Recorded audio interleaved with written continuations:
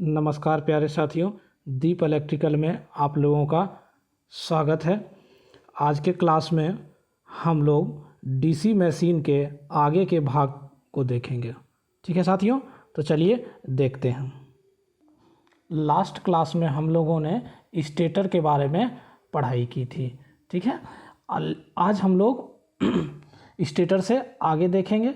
हम लोग last class में स्टेटर के भाग के बारे में पढ़ा था, जिसमें से यॉक के बारे में पढ़ा था, फ्रेम के बारे में, जिसमें से हम लोग पोल के बारे में पढ़े थे, पोल शू के बारे में पढ़े थे, फील्ड वाइंडिंग के बारे में पढ़े थे। इन सारे चीज़ के बारे में हम लोगों ने लास्ट क्लास में देखा था। इसके आगे आज हम लोग जो क्लास करेंगे उसमें हम लोग रोटर पार्ट के बारे में देखेंगे। रोटर पार्ट के बारे में, रोटर मतलब आर्मेचर के बारे में देखेंगे। ठीक है दोस्तों, तो ये जो पार्ट है ये हमारा कौन सा पार्ट है? आर्मेचर रोटेशनल पार्ट है। तो आज हम लोग इसी पार्ट के बारे में जानकारी लेंगे। तो चलिए हम लोग फिगर के मदद से कुछ समझ लेते हैं। लास्ट क्लास में हम लोगों ने स्टेटर के बारे में पढ़ा था। ये जो पार्ट है वो कौन सा पार्ट है? स्टेटर का पार्ट है। ठीक है, इसी में हम लोगों ने पोल के बारे में पढ़ा था, पोल शू के बारे में पढ़ा था, पोल फील्ड के बारे में पढ़ा था। इन सारी चीज़ों के बारे में हम लोगों ने जानकारी हासिल की थी। लेकिन आज जो हम लोग पढ़ने वाले हैं, बेसिकली आज हम लोग आर्मेचर के बारे में पढ़ने वाले हैं। किसके बारे में पढ़ने वाले हैं? आर्मेचर के बारे में। ये जो पार्ट हमने दिखा रहा है आपको, ये कौन सा पार्ट है? ये आर्मेचर है, ये रोटेशनल पार्ट है। तो आज हम लोग बेसिकली इसी के बारे में जानकारी हासिल करेंगे कि ये कैसा होता है, इसका कैसा आकार होता है, ये किस चीज़ का बना होता है। ठीक है, तो इसके बारे में ही हम लोग आज देखेंगे। तो चलिए इसे देखते हैं। आर्मेचर है ना, तो आर्मेचर जो होता है वो किस चीज़ का बना होता है, कैसा होता है। ठीक है, आज हम लोग यही देखने वाले हैं। सबसे पहले हम लोग देखेंगे कि आर्मेचर की आकृति यानी कि इसकी बनावट ये किस प्रकार की होती है। तो आर्मेचर जो होता है वो बेलनाकार होता है। कैसा होता है? बेलनाकार होता है। यानी कि ये जो हमारे पास एक है, ये हमारे पास ये आर्मेचर का ऐसा ही कुछ शेप होता है। ठीक है, और आर्मेचर को जो बनाया जाता है वो पतले पतले सीट को काट करके बनाया जाता है। पतले पतले सीट को काट करके एक साथ चिपका करके बनाया जाता है। यानी कि अगर हम लोग देखना चाहेंगे तो हमारे पास कुछ ऐसा एक सीट होता है और उसी को हम लोग ऐसे करके काट करके बनाते हैं। ठीक है, यानी कि एक सीट ऐसे करके गोल होता है और ये क्या होता है। ठीक है, ये हमारे पास लेमिनेटेड सीट है। और ऐसा ही पतला पतला सीट हम लोग बहुत सारे पतले पतले सीट को एक जगह मिला करके स्टैंपिंग करके हम लोग बनाते हैं आर्मेचर को। ठीक है, तो आर्मेचर की जो वो पतली सीट होती है उसकी मोटाई कितनी होती है? 3 mm से लेकर के, माफ करेंगे 0.3 mm से लेकर के 0.5 mm तक। ये क्वेश्चन हमारे पास हमारे एग्ज़ाम में बहुतों बार आ चुकी है कि आर्मेचर का जो स्टैंपिंग होता है उसकी मोटाई कितनी होती है। तो उसकी मोटाई होती है 0.3 mm से लेकर के 0.5 mm तक। जनरली हमारे पास 0.5 mm का ही होता है। कहीं कहीं तो हमारे पास 0.6 mm का भी दिख जाता है। अगर क्वेश्चन में ऐसा रहा, अगर ये दोनों ऑप्शन नहीं रहा तब जा करके 0.6 mm हमारे पास चलता है। लेकिन जो मेन होता है वो क्या होता है? 0.5 mm। ठीक है, तो 0.3 mm से लेकर के 0.5 mm तक की एक पतली बहुत सारी सीटों को स्टैंपिंग कर करके हम लोग आर्मेचर तैयार करते हैं। ठीक है, अब बात आती है कि ये आर्मेचर किस चीज़ की बनी होती है। तो आर्मेचर हमारे पास दोस्तों सिलिकॉन स्टील की बनी होती है। ये भी बहुत ही इंपॉर्टेंट क्वेश्चन है। आर्मेचर हमारे पास किस चीज़ की बनी होती है? सिलिकॉन स्टील की पतली पतली पट्टियों से बनी होती है। ठीक है, और सिलिकॉन स्टील का ही हम लोग प्रयोग क्यों करते हैं? तो सिलिकॉन स्टील का हम लोग इसलिए प्रयोग करते हैं कि सिलिकॉन स्टील के प्रयोग करने से हमारे पास हिस्टेरेसिस हानियाँ कम हो जाती है। क्या हो जाती है? हिस्टेरेसिस हानियाँ कम हो जाती है। और ये जो हम लोग लेमिनेटेड कोर बनाते हैं, हम लोग जो स्टैंपिंग करते हैं कोर को, इसमें जो सिलिकॉन का मात्रा उपयोग करते हैं, तो सिलिकॉन का मात्रा हम लोग कितना करते हैं? 4% प्रयोग करते हैं। कितना करते हैं? 4% तक। ठीक है, 4% तक हम लोग सिलिकॉन उपयोग करते हैं। अब ये जो सिलिकॉन के जो हम लोग पतली पतली पट्टियाँ बनाते हैं, उसको स्टैंपिंग करते हैं, तो फिर उसको वार्निशिंग भी किया जाता है। उसको क्या किया जाता है? वार्निशिंग और लेमिनेटेड भी किया जाता है। अब ये लेमिनेटेड क्यों किया जाता है? बिना लेमिनेटेड किया हुआ हम क्या नहीं लगा सकते हैं? तो नहीं, बिना लेमिनेटेड किया हुआ हम लोग नहीं लगा सकते हैं। लेमिनेटेड हम लोग इसलिए करते हैं क्योंकि एडी करंट लॉस को हम लोग कम कर सकें। क्या कर सकें? एडी करंट लॉस को हम लोग कम कर सकें। ठीक है, इसके आगे हम लोगों के पास आता है आर्मेचर वाइंडिंग। ठीक है, अब आप लोग पूछेंगे कि वाइंडिंग तो आपने पिछले क्लास में भी बताया था। तो हाँ, वो जो वाइंडिंग हमने बताया था वो स्टेटर पार्ट का वाइंडिंग था, यानी कि वो पोल पर किया गया वाइंडिंग था, इसलिए हम लोग उसे पोल फील्ड वाइंडिंग कहते थे। लेकिन ये जो वाइंडिंग है वो आर्मेचर पर किया जाता है, आर्मेचर के स्लॉट में किया जाता है, इसलिए हम लोग इसे आर्मेचर वाइंडिंग कहते हैं। क्या कहते हैं? आर्मेचर वाइंडिंग कहते हैं। तो ये जो वाइंडिंग होती है ये हमारे पास कितने प्रकार के होते हैं? 2 प्रकार के होते हैं। कौन कौन से? सबसे पहले लैप वाइंडिंग और दूसरा वेव वाइंडिंग। अब हम लोग को सबसे पहले देखना है लैप वाइंडिंग के बारे में। तो लैप वाइंडिंग किसे कहते हैं? जैसा कि इसके नाम से पता चल रहा है कि ये वाइंडिंग जो होता है ओवरलैप किया होता है, यानी कि एक के ऊपर एक किया होता है, तो इसे हम लोग लैप वाइंडिंग कहते हैं। और जो ये ओवरलैप किया होता है इसके एक कंडीशन होते हैं, जिस कंडीशन को हम लोग ओवरलैप कंडीशन कहते हैं। यदि आप लोगों से पूछ दिया जाए कि वाइंडिंग जो ओवरलैप किया जाता है, ओवरलैप का मतलब एक के ऊपर एक किया जाता है, तो उसे कौन सा कंडीशन कहते हैं? तो उसे हम लोग ओवरलैप कंडीशन कहते हैं। ठीक है, और दूसरी बात कि ये जो वाइंडिंग होती है इसे हम लोग समानांतर क्रम में करते हैं। कौन से क्रम में करते हैं? समानांतर क्रम में करते हैं। और जब हम लोग जानते हैं कि समानांतर क्रम में क्या होता है, समानांतर क्रम में वोल्टेज एक समान होता है और करंट अधिक होता है। तो जहाँ कहीं भी हम लोगों को उच्च धारा की आवश्यकता होती है और निम्न वोल्टेज की आवश्यकता होती है तो उस स्थान पर हम लोग लैप वाइंडिंग का प्रयोग करते हैं। किस स्थान पर लैप वाइंडिंग का प्रयोग करते हैं? तो जहाँ कहीं भी हम लोगों के पास उच्च धारा हो और निम्न वोल्टेज, तो वहाँ पर हम लोग लैप वाइंडिंग का प्रयोग करते हैं। ठीक है, इसमें एक बात और है कि इसमें जो पैरेलल रास्ते होते हैं, पैरेलल पथ होते हैं, उसे हम लोग ए से डिनोट करते हैं। किस से डिनोट करते हैं? ए से। और जो पैरेलल पथ होते हैं उसकी संख्या कितनी होती है? तो पोलों की संख्या के बराबर, यानी कि ये जो वाइंडिंग है हमारे पास लैप वाइंडिंग, उसमें जो पैरेलल रास्ते होते हैं उनकी संख्या हमारे पास पैरेलल रास्ते की संख्या पोल के बराबर होती है, यानी कि ए बराबर हमारे पास पी होता है। यानी कि अगर हमारे पास मान लिया जाए कि पैरेलल रास्तों की संख्या 4 है तो हमारे पास पोल भी क्या होगा? 4 होगा। ठीक है, कोई दिक्कत नहीं।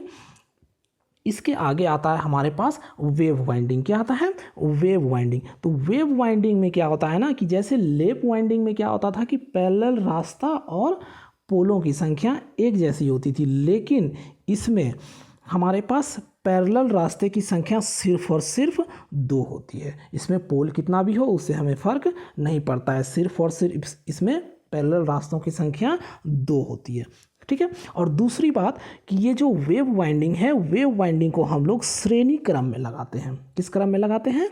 श्रेणी क्रम में। और हम लोग जानते हैं कि अगर श्रेणी क्रम में लगा हुआ है तो हमारे पास क्या आ जाएगा? उच्च वोल्टेज आ जाएगा, यानी कि वोल्टेज हमारे पास हाई आ जाएगा और हमारे पास करंट क्या हो जाएगा? लो हो जाएगा। तो इसका मतलब ये हुआ कि इस वाइंडिंग का प्रयोग, इस वाइंडिंग का मतलब वेव वाइंडिंग का प्रयोग हम लोग कहाँ करते हैं? वेव वाइंडिंग का प्रयोग हम लोग उच्च वोल्टेज वाले और निम्न करंट वाले स्थानों के लिए करते हैं। ठीक है, इसके आगे फिर हम लोगों का आ जाता है कि आर्मेचर में जो वाइंडिंग लगाते हैं वो वाइंडिंग किस चीज़ पर लगाते हैं? वाइंडिंग लगाने के लिए कोई ना कोई जगह तो होगा। मान लिया जाए कि आर्मेचर के ऊपर हम अगर कॉइल लपेट देंगे तो उससे तो ठीक होगा नहीं, उससे तो कॉइल सही से रह नहीं पाएगा, उससे एक सीक्वेंस में हमें ईएमएफ प्राप्त होगी नहीं। तो उसके लिए हम लोगों को आर्मेचर में एक स्लॉट कटे होते हैं। ठीक है, तो हम लोग देखेंगे आर्मेचर स्लॉट के बारे में। ठीक है, क्या देखेंगे? आर्मेचर स्लॉट के बारे में। अब बात आती है कि हमारे पास आर्मेचर स्लॉट कितने प्रकार के होते हैं। तो हमारे पास आर्मेचर स्लॉट 3 प्रकार के होते हैं। फर्स्ट जो पहला होता है वो खुला स्लॉट। खुला स्लॉट मतलब ओपन स्लॉट। कौन सा स्लॉट? Open slot. इसका देख सकते हैं कि ओपन स्लॉट जो होता है हमारे पास इस प्रकार का होता है। ठीक है, यानी कि इसमें हम लोग कंडक्टर डायरेक्ट डाल सकते हैं और इससे निकाल भी सकते हैं, यानी कि इसमें कोई परेशानियाँ नहीं होती है। ठीक है, उसके बाद हमारे पास दूसरा जो आता है वो आता है बंद स्लॉट। बंद स्लॉट कैसा होता है, ये पूरा बंद होता है, इसमें कोई भी खुला हुआ पार्ट नहीं होता है। तो इसमें जो भी हम लोगों को कंडक्टर डालना होता है वो इस तरह से डालना होता है इधर से, और उसके बाद इसी प्रकार से फिर निकालना होता है, यानी कि इसमें कंडक्टर डालने में भी परेशानियां हैं और निकालने में भी काफ़ी परेशानियां हैं। तो इसे हम लोग कौन सा स्लॉट कहते हैं, ये हमारे पास क्लोज स्लॉट हुआ, क्योंकि ये पूरी तरीके से बंद है। इसके बाद हमारे पास आ जाता है अर्ध खुला स्लॉट, यानी कि अर्ध खुला स्लॉट यानी कि सेमी ओपन स्लॉट। ठीक है, तो हमारे पास क्या आ जाता है, अर्ध खुला स्लॉट, सेमी ओपन स्लॉट। अब सेमी ओपन स्लॉट क्या होगा देखेंगे, ये हमारे पास होता है सेमी ओपन। ठीक है, ये हमारे पास सेमी ओपन हुआ, यानी कि हल्का सा यहाँ पर खुला हुआ है, ज़्यादा नहीं खुला हुआ है। और इसी तरीक़ा से हम लोग यहाँ से वाइंडिंग स्थापित करते हैं और जब भी ज़रूरत पड़ता है तो इसी से हम लोग निकाल भी लेते हैं। लेकिन सबसे ज़्यादा जो उपयोगी स्लॉट हम लोगों के लिए है वो यही है, कौन सा है, सेमी ओपन स्लॉट। सबसे ज़्यादा उपयोगी स्लॉट हम लोगों के पास कौन सा है, सेमी ओपन स्लॉट। तो इसलिए सबसे ज़्यादा कारगर भी है, सबसे ज़्यादा उपयोगी भी है। ठीक है, इसके बाद आ जाता है कि हम लोग जो वाइंडिंग को स्थापित करते हैं वो किस में करते हैं, तो हम लोग स्लॉट में ही करते हैं। और स्लॉट में ही वाइंडिंग को क्यों स्थापित करते हैं, तो स्लॉट में अगर वाइंडिंग को स्थापित करते हैं तब जा कर के हम लोगों को मैग्नेटिक फील्ड प्राप्त होता है। और मैग्नेटिक फील्ड जब प्राप्त होता है, माफ़ करेंगे, मैग्नेटिक फील्ड को स्लॉट के द्वारा जो कंडक्टर है वो मैग्नेटिक फील्ड को काटता है, क्या करता है, काटता है। और जब मैग्नेटिक फील्ड को कंडक्टर काटता है तो हमारे पास एक ईएमएफ जनरेट हो जाती है, और उसी ईएमएफ के लिए ही तो हम लोग आर्मेचर को घुमाते हैं, और उसी ईएमएफ के लिए तो हम लोग कंडक्टर को स्लॉट में डालते हैं। तो इस प्रकार से हमारा कंडक्टर जो स्लॉट में रहता है उसका ये कार्य है। ठीक है, अब उसके बाद आ जाता है कि ये हमारे पास जो आर्मेचर है, तो आर्मेचर का मुख्य कार्य क्या है, आर्मेचर का मुख्य कार्य क्या है, तो देखेंगे आर्मेचर का सबसे पहले मुख्य कार्य क्या है, मैग्नेटिक फील्ड को कट करना। ठीक है, मैग्नेटिक फील्ड को कट करना और उसके बाद ईएमएफ उत्पन्न करना। अगर मैग्नेटिक फील्ड को कट करेगा तभी तो ईएमएफ उत्पन्न होगा। तो आर्मेचर हम लोगों को क्या करता है, मैग्नेटिक फील्ड को कट करता है, उसके बाद हम लोगों के लिए ईएमएफ जनरेट करता है। ठीक है, अब बात आती है कि कोई भी मशीन जो होता है वो क्या उत्पन्न करता है, एसी उत्पन्न करता है या फिर डीसी उत्पन्न करता है। तो एक बात हमेशा ध्यान रखेंगे कि कोई भी मशीन हमारे पास एसी ही उत्पन्न करता है, लेकिन इसे एसी से डीसी में बदलने के लिए हम लोग कम्यूटेटर का प्रयोग करते हैं। ठीक है, इसके बाद हम लोग कम्यूटेटर का प्रयोग करते हैं। यदि हम लोग कम्यूटेटर का प्रयोग नहीं करेंगे तो हम लोग एसी से डीसी में परिवर्तन नहीं कर सकते हैं। ठीक है, इसके बाद आता है कम्यूटेटर किसे कहते हैं, है ना। इसके बाद क्या आता है, कम्यूटेटर किसे कहते हैं। तो देखिए कि ये जो भाग हमारे पास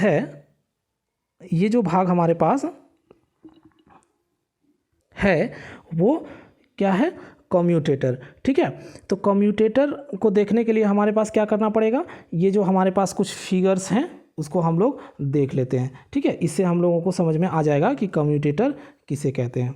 ठीक है, तो देखते हैं हम लोग। ये जो आप लोग देख रहे हैं, ये जो भाग है हमारे पास, ये कौन सा भाग है, कम्यूटेटर है। इसे हम लोग क्या कहते हैं, कम्यूटेटर कहते हैं। ये आर्मेचर है, इसके बारे में तो हम लोग देख ही लिए। ये आर्मेचर में पतला जैसा स्टैंपिंग, बहुत सारे लेमिनेटेड कोर को स्टैंपिंग करके एक आर्मेचर तैयार किया गया है। उसके बाद ये जो हमारा भाग है, ये हमारे पास क्या है, कम्यूटेटर है। इसके ऊपर ये कार्बन ब्रश है। इसे यहाँ पर देखिए, एक्चुअली क्या होता है कि ये कम्यूटेटर ऐसा ही हम लोगों के पास होता है और इसके ऊपर हम लोग के पास कार्बन ब्रश लगा होता है। ये हमारे पास क्या है, कार्बन ब्रश है। ठीक है, तो इसके बारे में हम लोग देखेंगे। अब कम्यूटेटर का काम क्या है, तो कम्यूटेटर का काम है एसी से डीसी में बदलना। क्या काम है, AC से DC में बदलना। अब हमारे पास आउटपुट लेने के लिए दो विधियाँ होती है। कितनी विधियाँ होती हैं? दो विधियाँ होती हैं। आउटपुट लेने के लिए हमारे पास दो विधियाँ होती है, ठीक है, जिसमें से पहली विधियाँ होती है कम्यूटेशन विधि, कम्यूटेटर विधि, और दूसरी विधि हम लोग के पास है स्लिप रिंग विधि, ठीक है। हम लोग कम्यूटेटर से भी आउटपुट ले सकते हैं और स्लिप रिंग से भी आउटपुट ले सकते हैं। बस बात यह है कि कम्यूटेटर हम लोग DC मशीन के लिए प्रयोग करते हैं, कम्यूटेटर हम लोग DC मशीन के लिए प्रयोग करते हैं, जबकि स्लिप रिंग हम लोग AC मशीन के लिए प्रयोग करते हैं। दोनों का काम है आउटपुट ही देना, लेकिन स्लिप रिंग हम लोग AC में प्रयोग करते हैं और कम्यूटेटर हम लोग DC में प्रयोग करते हैं, ठीक है। अब ये जो कम्यूटेटर है, आप लोग देख सकते हैं कि ये जो कम्यूटेटर है, कम्यूटेटर एक्चुअली होता कैसा है, ये दो भागों में बटा रहता है। ये हमारे पास ये है कम्यूटेटर, कम्यूटेटर दो भागों में बटा रहता है, एक पॉजिटिव और एक नेगेटिव, ठीक है। और इसके बीच वाले भाग जो होते हैं, इसमें क्या होते हैं? माइका होते हैं। क्या होते हैं? माइका, ठीक है। माइका से ये मतलब दोनों को सेपरेट किया जाता है, ठीक है। अब माइका क्या होता है? तो माइका जो होता है हमारे लिए विद्युत का जो होता है ना, बहुत ही कुचालक होता है। विद्युत का क्या होता है? बहुत ही अच्छा कुचालक होता है, लेकिन ऊष्मा का चालक होता है। ये चीज़ ध्यान रखिएगा, माइका विद्युत का कुचालक और ऊष्मा का चालक होता है, ठीक है। इसके बाद ये जो हमारे पास चकती है, ये जो हम लोग कम्यूटेटर बनाए हैं, तो इसे हम लोग क्या कहते हैं? चकती कहते हैं। तो ये जो चकती होता है हम लोगों का किस चीज़ का बना होता है? तो हार्ड ड्रॉन कॉपर का बना होता है, ठीक है। अब एक सवाल हमारे पास आ जाता है कि कम्यूटेटर क्या पूर्ण रूप से DC हम लोगों को देता है? तो नहीं, कम्यूटेटर हम लोगों को क्या देता है? हम लोगों को रेक्टिफायर DC देता है। कौन सा DC देता है? रेक्टिफायर DC देता है, ठीक है। इस चीज़ को ध्यान रखिएगा, कम्यूटेटर हम लोगों को रेक्टिफाइड DC देता है, ठीक है। और जबकि स्लिप रिंग हम लोगों को क्या देता है? AC देता है, ठीक है। यह जो होता है ना AC देता है, जबकि कम्यूटेटर हमको DC देता है। और कम्यूटेटर कौन सा DC देता है? रेक्टिफायर DC देता है। और एक बात है कि कम्यूटेटर जो है, इसमें जो फेज़ एंगल होता है वो 180 डिग्री होता है, और जबकि स्लिप रिंग का होता है 360 डिग्री, ठीक है। और स्लिप रिंग भी जो होता है वो हार्ड ड्रॉन कॉपर का ही बना होता है, ठीक है, कोई दिक्कत नहीं है। अब हम लोग देखेंगे कि कम्यूटेटर का कार्य, ठीक है। हम लोग क्या देखेंगे? कम्यूटेटर का कार्य। तो कम्यूटेटर का मुख्य कार्य तो हम लोग पहले ही देख चुके हैं, AC को DC में बदलना, और AC को जो DC में बदलता है वो क्या कहलाता है? जनरेटर कहलाता है। वो क्या कहलाता है? जनरेटर। और DC को AC में जो बदलता है उसे हम लोग मोटर कहते हैं, ठीक है। इससे हम लोग कम्यूटेटर से हम लोग क्या करते हैं, या स्लिप रिंग से हम लोग क्या करते हैं? आउटपुट लेते हैं, ठीक है। इसके बाद हमारे पास आ जाता है कार्बन ब्रश, क्योंकि कार्बन ब्रश के सहारा से ही तो हम लोग, कार्बन ब्रश की मदद से ही तो हम लोग आउटपुट लेते हैं। तो चलिए हम लोग देखते हैं कार्बन ब्रश। तो कार्बन ब्रश का प्रयोग हम लोग छोटी मशीनों के लिए करते हैं और बड़ी मशीनों के लिए करते हैं, ठीक है। अब छोटी मशीनों के लिए हम लोग कार्बन ब्रश का जो प्रयोग करते हैं वो सिर्फ और सिर्फ कार्बन के बने होते हैं, जबकि बड़ी मशीनों में जो हम लोग कार्बन ब्रश प्रयोग करते हैं वो कॉपर के बने होते हैं, और कॉपर प्लस कार्बन के होते हैं, और ग्रेफाइट के बने होते हैं, ठीक है। अब बात आती है कि बड़ी मशीनों में हम लोग किस चीज़ का प्रयोग करते हैं और छोटी मशीनों में किस चीज़ का प्रयोग करते हैं। तो छोटी मशीनों में ध्यान रखिएगा कि जो हमारे पास ब्रश होता है वो कार्बन का होता है, और जो बड़ी मशीनों में हम लोग प्रयोग करते हैं वो कॉपर का प्रयोग करते हैं, या फिर कॉपर और कार्बन का प्रयोग करते हैं, और या फिर ग्रेफाइट का प्रयोग करते हैं, ठीक है।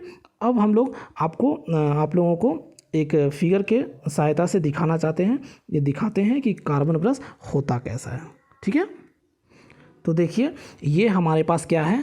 कार्बन ब्रश है, और ये कार्बन ब्रश में लगा हुआ एक स्प्रिंग है, ठीक है। ये हमारा पूरा कार्बन ब्रश है, और ये हमारे कार्बन ब्रश में लगा हुआ एक स्प्रिंग है, ठीक है। इस चीज़ को आप अच्छे से ध्यान से देख लेंगे, ठीक है ना। अब पूछा जाता है कि इसमें कार्बन ब्रश में ये स्प्रिंग क्यों प्रयोग किया जाता है, ठीक है ना। तो स्प्रिंग हम लोग क्यों प्रयोग करते हैं?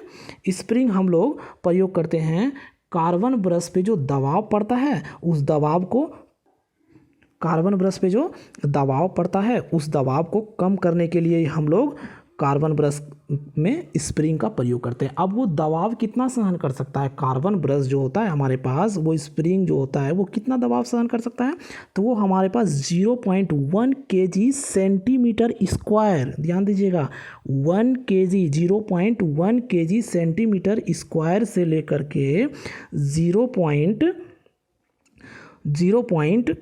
kg सेंटीमीटर स्क्वायर तक ही वो दबाव सहन कर सकता है। ठीक है।